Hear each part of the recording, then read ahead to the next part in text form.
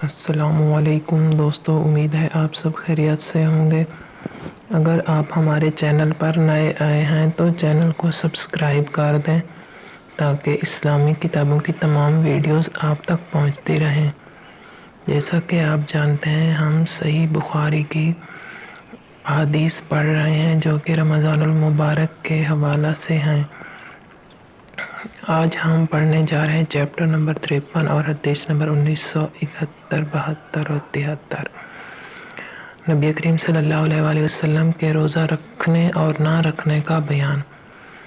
ہم سے موسیٰ بن اسماعیل نے بیان کیا، ان سے ابو عوانہ نے بیان کیا، ان سے ابو البشر نے، ان سے سعید بن جبیر نے، ان سے ابن عباس رضی اللہ تعالی عنہ نے بیان کیا کہ رمضان کے سوا نبی کریم صلی اللہ علیہ وآلہ وسلم نے کبھی پورے مہینے کے روزے نہیں رکھے۔ آپ نفل روزہ رکھنے لگتے تو دیکھنے والا کہہ اٹھتا کہ بخدا اب آپ بے روزہ نہیں رہیں گے، اور اسی طرح جب نفل روزہ چھوڑ دیتے تو کہنے والا کہتا کہ واللہ اب آپ روزہ نہیں رکھیں گے۔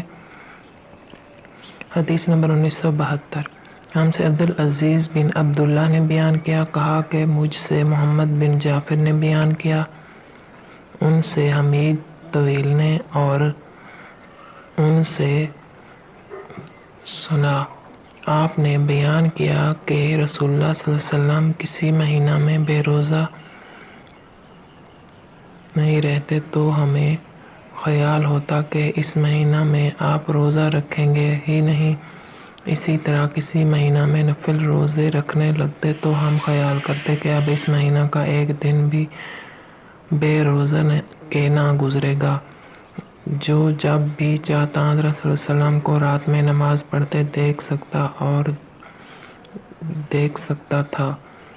سلمان نے حمید طویل سے یوں بیان کیا کہ انہوں نے انس سے روزہ کے متعلق پوچھا تھا۔ ہم سے محمد بن سلام نے بیان کیا، کہا کہ ہم کو ابو خالد احمر نے خبر دی کہ ہم کو حمید نے خبر دی کہ کہا کہ میں نے انس رضی اللہ عنہ سے نبی کریم صلی اللہ علیہ وسلم کے روزوں کے متعلق پوچھا۔ آپ نے فرمایا، آپ کو روزے سے دیکھوں تو میں آپ کو روزے سے ہی دیکھتا، اور بغیر روزے کے چاہتا تو بغیر روزے سے ہی دیکھتا۔ رات میں کھڑے پڑھتے دیکھنا چاہتا تو اسی طرح نماز پڑھتے دیکھتا، اور سوتے ہوئے دیکھنا چاہتا تو اسی طرح دیکھتا۔ میں نبی کریم صلی اللہ علیہ وسلم کے مبارک ہاتھوں سے زیادہ نرم و نازک ریشم کے کپڑوں کو بھی نہیں دیکھا، اور نہ مشک و عنبر کو آپ صلی اللہ علیہ وسلم کی خوشبو سے زیادہ خوشبودار پایا۔ آج کی ہماری یہ ویڈیو یہاں پر ختم ہوتی ہے۔ ہم اپنی اگلی ویڈیو کے ساتھ پھر حاضر ہوں گے، تب تک کے لیے اللہ نگہبان۔